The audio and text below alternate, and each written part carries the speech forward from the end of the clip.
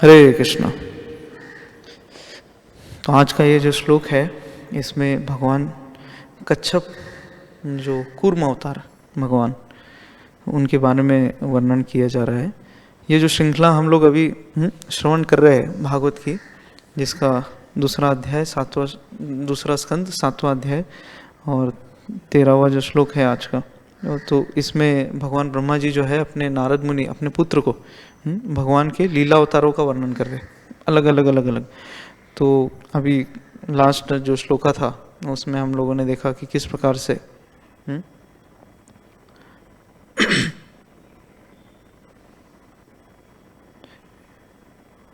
कल्प के अंत में भावी वैवस्वत मनु सत्यव्रत देखेंगे कि मत्स्य अवतार के रूप में भगवान पृथ्वी पर्यंत सभी प्रकार की जीवात्माओं को आश्रय है।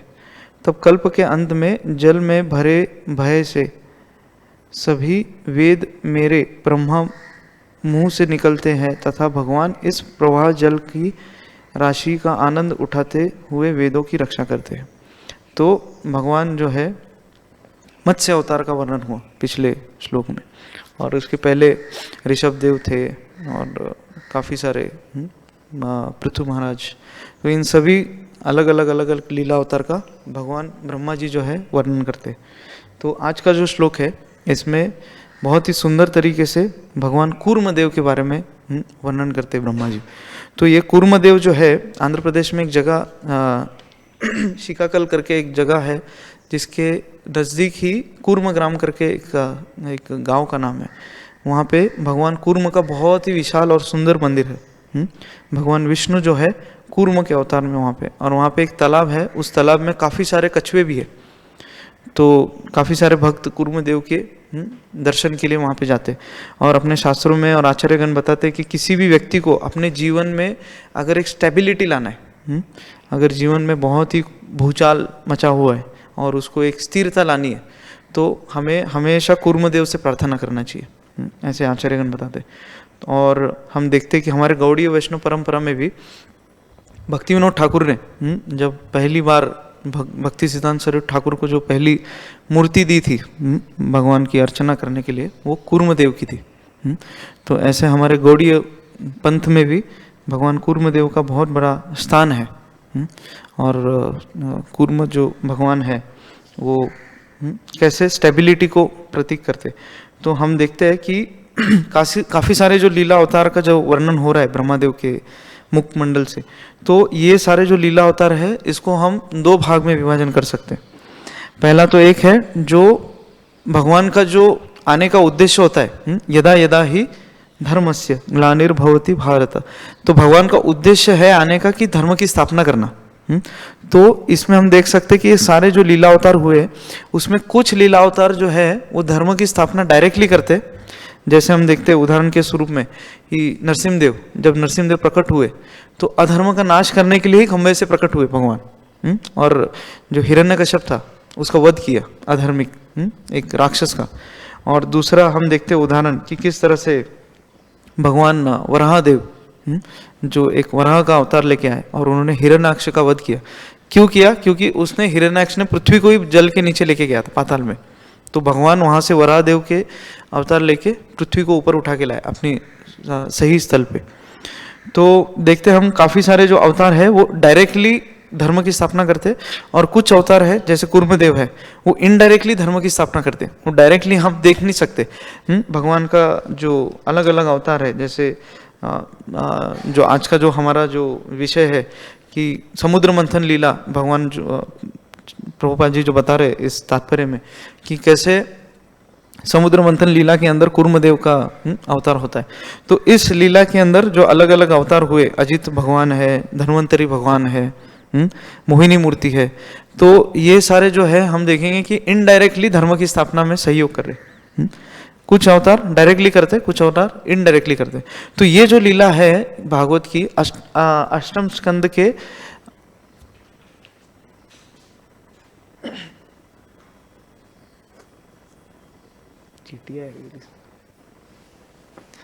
तो अष्टम स्कंद में ये लीला का वर्णन आता है भागवत के, समुद्र मंथन लीला का। अभी ये जो लीला है ये बहुत बहुत विशेष लीला है श्रीमद् भागवतम की, और इतनी विशेष है कि इस लीला के अंदर भगवान विष्णु के कम से कम 5 अवतार होते हैं। ऐसी कोई भी लीला नहीं है जिसमें भगवान विष्णु के 5 अवतार हुए। हर लीला में एक न एक अवतार निकलता है भगवान का। जैसे हम 7वें स्कंद के नरसिंह अवतार में देखते हैं कि भगवान एक ही अवतार लेके है कि नहीं, और अलग अलग लीलाओं में भी देखते हैं हम लोग कि भगवान एक अवतार लेके कुछ तो लीला करते हैं और उससे उनकी ख्याति बढ़ती है, भक्तों को प्रसन्नता होती। लेकिन ये लीला ऐसी हुई समुद्र मंथन की जिसमें भगवान ने 5 अवतार लिए। जो पहला है महाविष्णु का, दूसरा अवतार है कूर्मदेव का, और तीसरा अवतार है अजित भगवान, जो कूर्मदेव के बाद में जो मंदराचल पर्वत के ऊपर बैठे विराजमान हुए वो अजित भगवान, और चौथे है भगवान धन्वंतरी जो इसको नेक्टर अमृत को लेके निकले बाहर, और 5वां जो अंतिम अवतार है भगवान मोहिनी मूर्ति, जिसको देख के सब लोग मोहित हो गए थे। तो ऐसे 5 अवतार भगवान विष्णु के इस लीला में होते।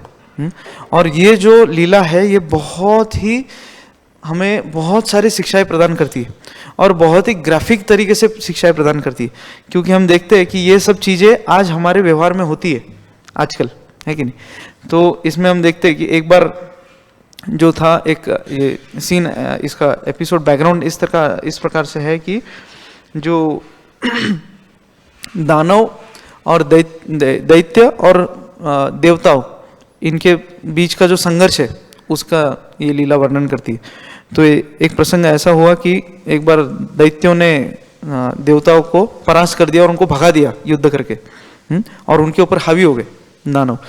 तो सभी लोग देवता लोग भगवान विष्णु के पास गए, और भगवान विष्णु के पास जाके उन्होंने याचना की, हे प्रभु अभी आप ही हो हमारे लिए सब कुछ। अभी देवताओं में और दैत्यों में क्या फर्क है? एक प्रकार का फर्क है कि देवता जो होते वो तुरंत भगवान की शरण लेते, लेकिन दानव कभी ऐसा नहीं करते। ये जो 8वें स्कंद का जो ये लीला है इसमें एक श्लोक आता है जिसमें उनको जब एक सजेशन दिया जाता है, एक सुझाव दिया जाता है दैत्यों को, दानवों को, तो वो लोग बोलते हैं हमको आपके सजेशन की कोई जरूरत नहीं है, हमको सब कुछ पता है। ये दानवों की विशेषता होती है, वो कभी किसी से कोई अच्छा सुझाव लेने के परिस्थिति में नहीं रहते। वो हमेशा सोचते हैं कि हमको सब कुछ पता है। लेकिन जो देवता होते हैं वो हमेशा ये सोचते हैं कि हमारा जो कल्याण है, हमारी छोटी सी बुद्धि है, छोटा सा हमारा मन है, तो हम क्या विचार कर सकते हैं। तो हमारा जो संरक्षण है वो भगवान विष्णु ही कर सकते हैं, तो हमें भगवान विष्णु की शरणागति लेनी चाहिए। तो हमेशा ऐसा दानव जो है, ये देवता जो है, इनका विचार ऐसा होता है। और देवता जो है वो हमेशा गाय का दूध पीते, लेकिन दैत्य लोग, दानव लोग क्या करते, गाय का रक्त पीते, गाय को काट करके। तो ये जो है ये अलग अलग कैरेक्टरिस्टिक्स है देवताओं की और दानवों की। तो उसी प्रकार से एक बार जब देवता लोग जब विष्णु जी के पास गए तो सर आप कुछ हमको बताइए कैसे हम लोग इनसे बाहर निकल सकते। तो भगवान विष्णु ने एक फाइल निकाली अपने रैक से, और उस फाइल का नाम था अमृत। तो भगवान विष्णु ने बोला कि ये एक प्रोजेक्ट है, अब ये प्रोजेक्ट जो है ये अकेले में करने वाला प्रोजेक्ट नहीं है, आपको दोनों का सहयोग चाहिए, दानवों का भी चाहिए और दैत्यों का भी चाहिए। तो बोले देवता लोग बोलते कि ये कभी नहीं हो सकता, क्योंकि ये जब से जन्मजात हमारे शत्रु है, ये हमको शत्रु मानते, जब से इनका नाम भी नहीं दिया गया था उनके माता पिता के द्वारा, तब से ये हमारे शत्रु है। तो कैसे हम इनके साथ में युति करके इस प्रोजेक्ट को आगे बढ़ाएंगे। तो भगवान बोलते हैं फिर भी अगर आपको कुछ पाना है आपके स्वार्थ के लिए तो आपके इनके सामने झुकना ही पड़ेगा। जो ये लोग प्रपोजल देंगे आपको स्वीकार करना पड़ेगा, तभी जाके आपको अमृत की प्राप्ति होगी। अभी अमृत बोले तो अमृत मतलब क्या होता है, किसी का अगर 100 साल का आयु है तो उसको 1 लाख साल कर देगा, लेकिन उसको मुक्ति प्रदान नहीं कर सकता। अमृत सिर्फ छोटी सी आयु को बड़ा कर सकता है, लेकिन मुक्ति नहीं दे सकता। तो ये अमृत का विशेषता है। तो दैत्यों के लिए तो वो काफी लोभनीय है, बहुत आकर्षित हो जाते दैत्य लोग उसके पीछे अमृत का नाम सुनते से। आज भी हम समाज में अगर कुछ ऐसा अमृत का वर्ड निकाल देंगे, सब लोग लालायित रहते कब मुझे अमृत मिलेगा, है कि नहीं। लेकिन किसी को पता ही नहीं अमृत का मतलब क्या है। अमृत मतलब सिर्फ आयु को बढ़ाता है, बाकी मृत्यु तो कुछ समय के बाद आनी है हर किसी को। तो वो लोग गए और वहाँ पे फिर देवताओं ने प्रपोजल एक्सेप्ट किया भगवान विष्णु का, और वहाँ पे जाते दानवों के यहाँ पे लोक में, और उधर जाके देखते कि बलि महाराज जो है दानवों के राजा, वो लोग देख के चकित हो जाते कि ये कहाँ से आ गए देवता हमारे पक्ष में। तो सीसीटीवी कैमरे में देखते कि क्या है इनके पास, देखो अस्त्र शस्त्र कुछ है क्या, तो नहीं ऐसा कुछ नहीं है, खाली हाथ आए, एक फाइल लेके आए अपने हाथ में। तो जाते से ही फिर टेबल के ऊपर बलि महाराज के सामने वो फाइल रख देते जिसका नाम रहता है अमृत। तब बोलते हैं कि ठीक है अमृत, ये शब्द से हम सुनेंगे आपने क्या प्रपोजल है आपका। तो ऐसा करके वो अपना प्रपोजल प्रस्तुत करते हैं और उनको बताते कि ये अकेले का प्रोजेक्ट नहीं है, हम दोनों को साथ में आके करना पड़ेगा। तो जब दोनों के दोनों साथ में आते, तो अभी साथ में आने के लिए भगवान ने एक सुझाव दिया था कि आपको एक प्रोसेस करना पड़ेगी साथ में, जो समुद्र का जो क्षीर सागर है उसको मंथन करना पड़ेगा, और उसके मंथन करने के बाद में काफ़ी सारे चीज़ें निकलेगी ऊपर। तो देवताओं को पहले ही बता के रखा था भगवान विष्णु ने कि काफ़ी सारे ऐसी चीज़ें निकलेगी जिसको आपको भ्रमित नहीं होना है, इन सब चीज़ों से। अंतिम रूप में अमृत निकलेगा लास्ट में, तब वो आपको मैं योजना करके आपको दे दूंगा, ऐसा करके आश्वासन पहले ही भगवान ने देके रखा था।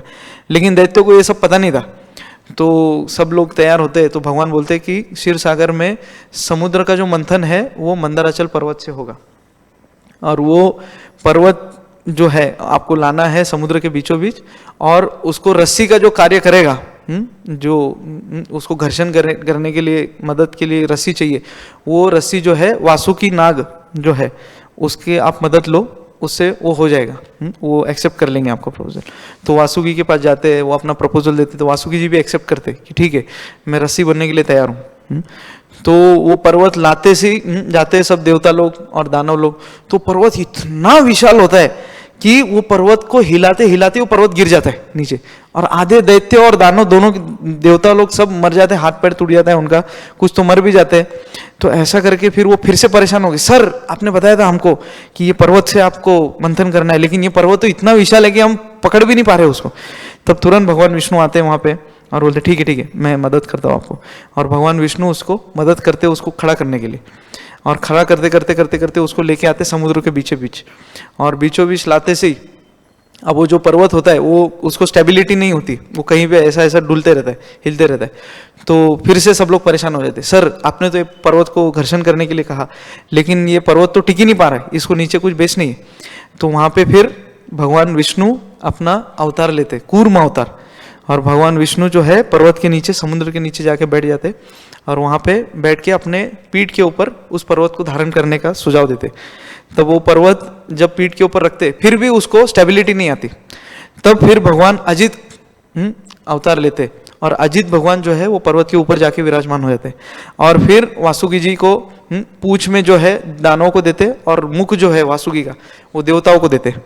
लेकिन वहाँ पे दानव जो है वो हमेशा कुछ न कुछ कुबुद्धि लगाते रहते अपनी, तो वहां पे जाके भी उस समय भी उनकी कुबुद्धि एक्टिव हो जाती है, और बोलते कि ये हम नहीं पकड़ेंगे, ये वासुकी का पिछला भाग है, पिछले भाग को हम क्यों पकड़े।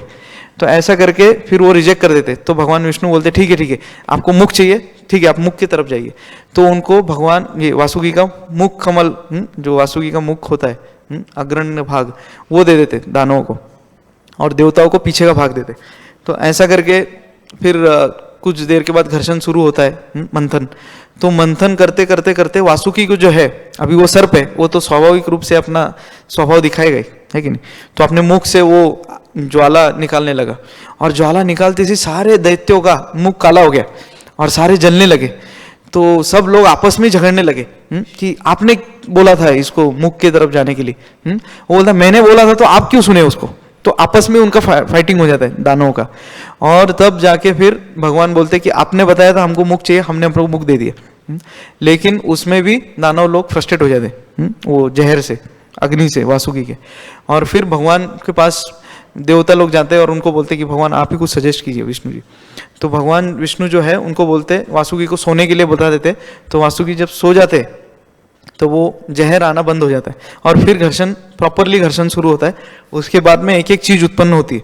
सबसे पहले जो है हलाहल जहर जो है विष, वो निकलता है समुद्र से बाहर।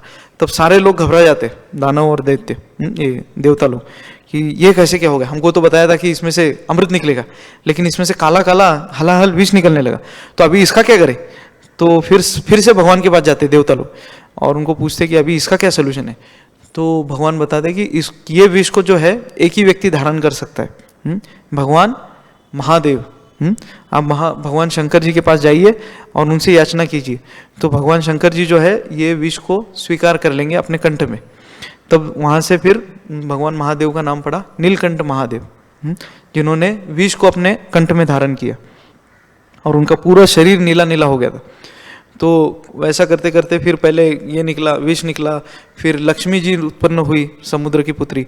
तो वहाँ से फिर लक्ष्मी जी ने भगवान विष्णु के प्रति अपना जो विवाह हुआ वहाँ पे लक्ष्मी विष्णु का विवाह, तो उन्होंने जो गार्लैंड जो है हार भगवान विष्णु के गले में डाला, तो लक्ष्मी जी आई। फिर वहाँ से और कुछ कुछ चीज़ें, बहुत सारी चीज़ें निकली और अंतिम रूप में उसमें से धन्वंतरी भगवान का अवतार हुआ, जो कलश लेके निकले बाहर इसका अमृत का।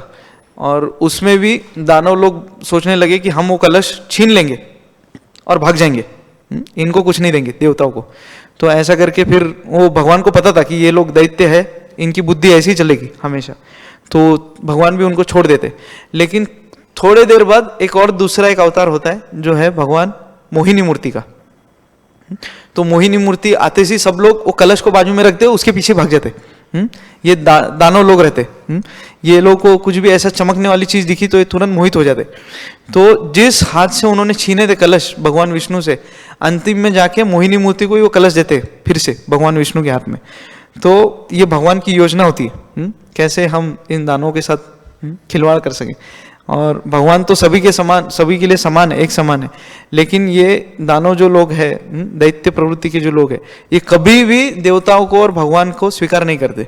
इनको हमेशा ऐसा लगता है कि हमारा शत्रु है। ये ऐसी बुद्धि वाले लोग हमेशा, जब कभी भक्त भी बाहर समाज में रहते तो काफी सारे ऐसे लोग मिलते जो हमेशा भक्तों को अपना दुश्मन या अपना शत्रु मानते, लेकिन भक्त कभी ऐसा दुर्व्यवहार नहीं करते उनके साथ में। भक्त हमेशा उनके साथ एक सदाचारी करेंगे, लेकिन जो कुबुद्धि वाले लोग हैं, दानव की बुद्धि के, दैत्यों की बुद्धि के, वो हमेशा भक्तों को अपना शत्रु समझते। तो वहाँ पे भी फिर भगवान मोहिनी ने उनको थोड़ा थोड़ा अमृत दिया और सारे देवताओं को अमृत पिला के वो लीला संपन्न हुई। तो वहाँ से हम देख सकते हैं कि किस प्रकार से हर एक स्टेप में इस लीला के अंदर देवता जो थे हमेशा भगवान विष्णु की शरण लेते थे। कभी भी उन्होंने ऐसा नहीं सोचा कि हम देवता है, हमें तो इतनी बड़ी बुद्धि है, हम पूरे दुनिया को चलाते हैं, पूरे ब्रह्मांड को चलाने वाले अधिपति सब अधिकारी लोग हैं। लेकिन कभी भी ऐसा विचार मन में नहीं आता था। हमेशा कुछ भी गलत हुआ तो तुरंत भगवान विष्णु के पास जाते और उनकी सलाह लेते। तो यहाँ पे भी इस तात्पर्य में प्रभुपाद जी हमको बता रहे, इस तात्पर्य का जो पहला पैराग्राफ है उसका अंतिम जो लाइन है उसमें प्रभुपाद जी बताते हैं कि वैदिक विधि यही है कि परम अधिकारियों के पद चिन्हों का अनुसरण किया जाए और जो हमारी कल्पना के परे है उसे जानने की यही एकमात्र विधि है। तो भगवान प्रभुपाद जी बताते हैं इसमें पहली लाइन में परपट के, यद्यपि हमें अनुभव नहीं है, अभी हमें तो कुछ भी अनुभव नहीं है आध्यात्मिक जीवन का, लेकिन हर व्यक्ति ऐसा सोचता है कि मैं किसी के सामने मूर्ख ना साबित हो जाऊं, है कि नहीं। हर व्यक्ति कुछ ना कुछ, किसी को आप पूछ लो तो तुरंत शाम को जाके उसको गूगल करेगा, इंटरनेट पे जाके सर्च करेगा उसका आंसर क्या है, और आपको दूसरे दिन आपको आंसर आके बता देगा। लेकिन कभी भी कोई भी व्यक्ति ऐसा मानने के लिए तैयार नहीं होता है कि मेरे पास कम बुद्धि है या मुझे इस चीज के बारे में पता नहीं। कोई भी व्यक्ति ऐसा दुनिया में नहीं है। वो हमेशा ऐसा प्रयास करेगा कि मैं फूल यानी एक मूर्ख के समान मेरा एक ये ना हो जाए, सभी लोग हंसने लगे मेरे ऊपर। लेकिन प्रभुपाद जी बताते कि हमारी बुद्धि तो छोटी सी, हमें तो इस ब्रह्मांड के बारे में कुछ भी नहीं पता, इवन इस दुनिया के बारे में, इस भूलोक के बारे में भी हमको कुछ नहीं पता है कि नहीं। तो ब्रह्मांड की तो बात ही क्या, और उस पर भगवान की तो बात ही क्या। तो ये जो देवता लोग होते हैं ये हमेशा भगवान की शरणागति की ही याचना करते। उनके उसमें कुछ कलह भी आ जाए, सेवा में कुछ कला आ जाए या कुछ त्रुटि आ जाए तो तुरंत भगवान के पास जाते हैं और पूछते कि इसका सोल्यूशन क्या है। वो अपने अहंकार को बाजू में रख देते। लेकिन हम लोग क्या करते, सेवा में रहो या बाहर के दुनिया में रहो, कोई भी व्यक्ति अपने अहंकार को ठेस नहीं पहुंचाना चाहता और हमेशा ऐसा दिखाता है कि मैं कितना बुद्धिमान हूँ। मैं इसका सोल्यूशन तुरंत निकाल सकता हूँ। लेकिन एक योग्य पद्धति क्या है कि हमसे जो नॉलेज में, जो ज्ञान में उच्च स्तर पे, उनसे हमेशा हमने मार्गदर्शन लेना चाहिए। और प्रभुपाद जी बताते हैं कि यही एकमात्र विधि है, अन्यथा ऐसी दूसरी कोई विधि नहीं है कि हमें ज्ञान मिल सके, विशेष करके आध्यात्मिक ज्ञान। तो परम अधिकारियों के पद चिन्हों का अनुसरण करना चाहिए, ऐसे प्रभुपाद जी बता रहे। तो आज जो है ये जो लीला है, इस लीला से हमको बहुत कुछ सीखने को मिलता है एक्चुअल में। और काफ़ी सारे भक्तों ने इस लीला के ऊपर बहुत विस्तृत रूप से वर्णन किया, समुद्र मंथन लीला का। और ऐसा कहा जाता है कि ये सबसे बड़ी लीला जो है यही हुई है पूरे भागवत में, समुद्र मंथन की। और इसमें अलग अलग जो लेसन्स है हमको सीखने को मिलते। तो आज का ये जो श्लोक है, हम लोग आज बहुत विशेष दिन भी है। आज जो है श्रीमती सीता ठाकुरानी का आविर्भाव दिवस है। तो सीता ठाकुरानी जो है, दो सीता माताएं हुई, एक तो भगवान रामचंद्र की पत्नी सीता जी, और दूसरी चैतन्य चरितामृत में जिनका वर्णन आता है जो अद्वैत आचार्य की पत्नी हुई, उनका आज आविर्भाव है। उनका भी नाम सीता ठाकुरानी था।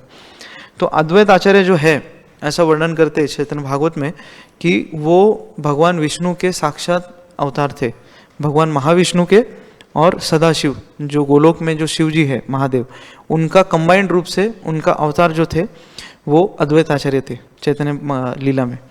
और ऐसा वर्णन होता है कि चैतन्य महाप्रभु का जो आविर्भाव हुआ उसके काफ़ी सारे अलग अलग अंतरिम भाव है और एक बाह्य भाव है, उसके कारण है महाप्रभु के आविर्भाव के। लेकिन सबसे मुख्य कारण जो है वो अद्वैत आचार्य की प्रार्थना। जब अद्वैत आचार्य जी ने देखा, ऐसा कहा जाता है, ऐसा वर्णन आता है लीला में, चैतन्य लीला में, कि अद्वैत आचार्य जो थे वो हमेशा हरिदास ठाकुर के साथ में दिन भर के, पूरा दिन भर के भागवत के ऊपर चर्चा करते थे, हरिदास ठाकुर और अद्वैत आचार्य। और उन्होंने देखा कि समाज में किस प्रकार से एक विकृत धारणा बन गई है, ये समाज एक विकृत दिशा के ऊपर चला गया, रास्ते के ऊपर। तो उनको बहुत ही खंत होता था दोनों, हरिदास ठाकुर को और अद्वैत आचार्य को। तो उन्होंने देखा कि किस प्रकार से समाज में ब्राह्मण और शूद्र का व्यवहार हो रहा है, किस प्रकार से वैष्णव के प्रति एक अपमान की भावना है लोगों की, और किस प्रकार से और विकृत दिशा के ऊपर जाते हुए उन्होंने देखा कि लोग जो है समाज में कुत्ते और बिल्लियों का विवाह रचाने लगे, है कि नहीं, पशुओं का विवाह करने लगे। तो अद्वैत आचार्य सोचे कि ये मनुष्य का समाज नहीं हो सकता है, एक सभ्य समाज ये कभी ऐसा नहीं करेगा, है कि नहीं। तो तब उन्होंने ऐसा सोचा कि इसको सिर्फ, इस समाज को सही दिशा सिर्फ भगवान ही दे सकते, खुद स्वयं। तो उनके पास जो उनकी शालिग्राम शिला थी, तो उन शालिग्राम शिला को गंगा जल और तुलसी को अर्पण करके अद्वैत आचार्य जो हमेशा भगवान की याचना करते थे कि आप कृपया करके प्रकट होइए इस धरती के ऊपर, और आप प्रकट होंगे तभी आप इस पूरी दुनिया को एक सही दिशा दे सकते हो। तब श्री चैतन्य महाप्रभु का अवतार होता है। तो ये जो कारण है, ये मुख्य कारण है, सभी कारणों में सबसे मुख्य कारण है चैतन्य महाप्रभु का अवतार होने का, कि अद्वैत आचार्य की याचना से भगवान प्रसन्न हुए और भगवान का अवतार हुआ इस धरातल पे। तो ऐसा कहा जाता है कि अद्वैत आचार्य जो निवास स्थान है वो शांतिपुर में, एक उनका जो अभी भी वहाँ पे निवास स्थान है, आज भी हम देखेंगे कि शांतिपुर में एक छोटा सा मंदिर है शालिग्राम जी का, जो उन्होंने भगवान को याचना करने के लिए जो पूजा की थी, वो शालिग्राम आज भी मायापुर में, शांतिपुर में है, मायापुर के निकट। तो वो उनका निवास स्थान है। और दूसरा ऐसा कहा जाता है कि चैतन्य लीला में जब चैतन्य महाप्रभु का प्रकट हो गया, उसके बाद अद्वैत आचार्य शांतिपुर छोड़ के नवद्वीप में शिफ्ट हो गए। तो वहाँ पे अपना नवद्वीप में अपना घर, वहाँ पे निवास स्थान बनाए अद्वैत आचार्य ने।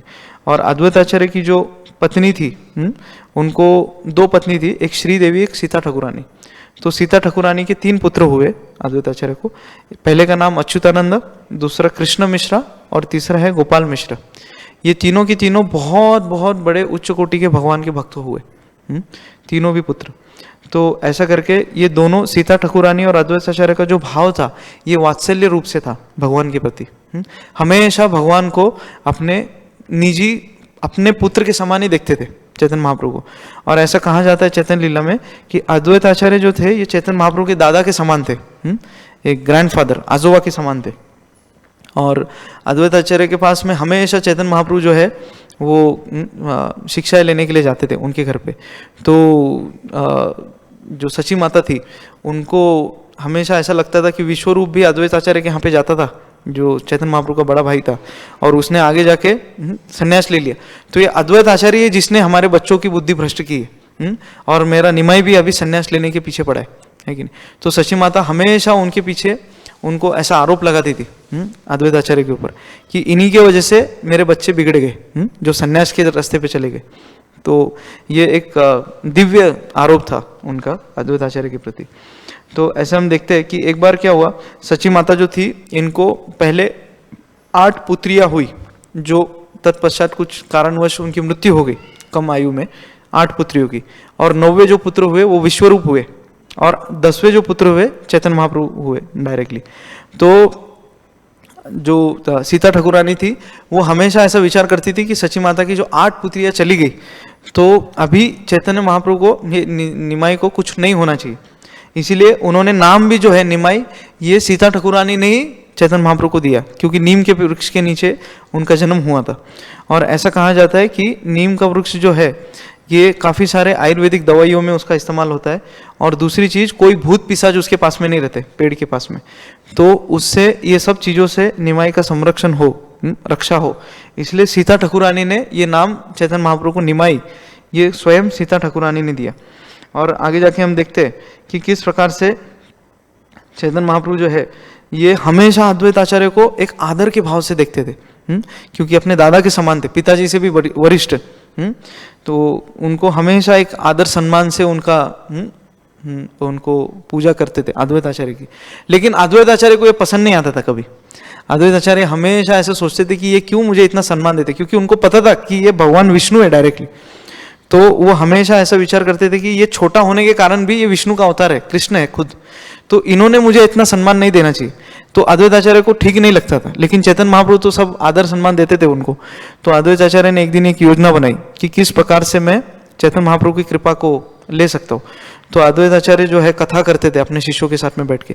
तो एक दिन उन्होंने कथा करते करते मायावाद का रूप ले लिया, एक मायावादी का। और मायावादी का रूप मतलब जो भगवान को जो बोलते कि मैं खुद भगवान हूँ, आप भी भगवान है, हम सब भगवान है, ये होते मायावादी। और भगवान को निराकार रूप से मानते, भगवान का आकार नहीं है, भगवान को कोई भी वो आँख नहीं है, नाक नहीं है, हाथ नहीं, पैर नहीं, ऐसे समझते। तो ये सब मायावादी। तो अद्वैत आचार्य जो है ये एक योजना बनाई थी, योजनाबद्ध पद्धति से इस मायावाद का प्रचार करने लगे। और ये बात जो है चैतन्य महाप्रभु को पता चली कि अद्वैत आचार्य मायावादी बन गए, अद्वैत मायावादी बन गया। तो उन्होंने नित्यानंद प्रभु को पूछा कि मैं ये जो सुन रहा हूँ ये सही है?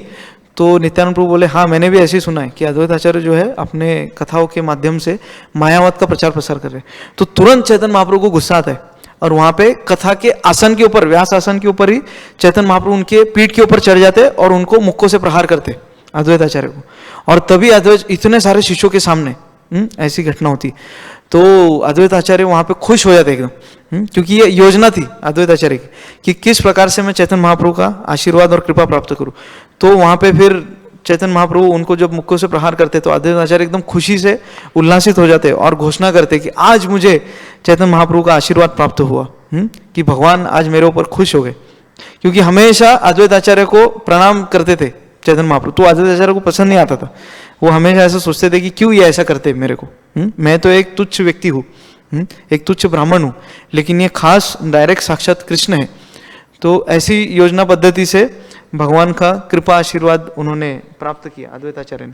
और आगे जाके हम देखते हैं कि ये जो एपिसोड है अद्वैत आचार्य और सीता ठाकुरानी का, इन लीलाओं में से हमको बहुत कुछ सीखने को मिलता है। जैसे नरोत्तम दास ठाकुर भी अपने गीत में कहते जो बहुत ही सुंदर और बहुत ही एक फेमस जो सॉन्ग है नरोत्तम दास ठाकुर का, श्री कृष्ण चैतन्य प्रभु दया करो मोरे, तुम बिन के दयालु जगत संसार, पतित पावन हेतु तव अवतार, मौसम पतित प्रभु ना पाई वो आर। यहाँ पे नरोत्तम दास ठाकुर अपनी एक व्याकुलता प्रकट करते, आप तो पतित पावन हैं, आपका अवतार ही उसी लिए हुआ है, और सारे पतितों में, इस पूरी दुनिया के सारे पतितों में सबसे पतित सबसे पापी मैं ही हूँ, मेरे जैसा और आपको कौन मिलेगा। और यहाँ पे अगली लाइन में बताते कि हाँ हाँ प्रभु नित्यानंद प्रेमानंद सुखी, कृपावलोकन करो आमी बड़ो दुखी। कि हे नित्यानंद प्रभु, आप तो एक प्रेमानंद सुखी, आप तो आत्माराम है, आप तो अपने ही प्रेम में सुख, भगवान के प्रेम में सुखी रहते हो, तो आप अगर कृपा नहीं करोगे तो हम पे कौन कृपा करेगा। और आगे लाइन में बताते, दया करो सीतापति अद्वैत गोसाई। तो इस पंक्ति में जो नरोत्तम दास ठाकुर लिखते, तो वो डायरेक्टली अद्वैत आचार्य का नाम नहीं लिखते, वो डायरेक्ट पहले सीतापति कहते इस शब्द में, इस लाइन में, दया करो सीतापति अद्वैत गोसाई तब कृपा बोले पाए चैतन्य निताई।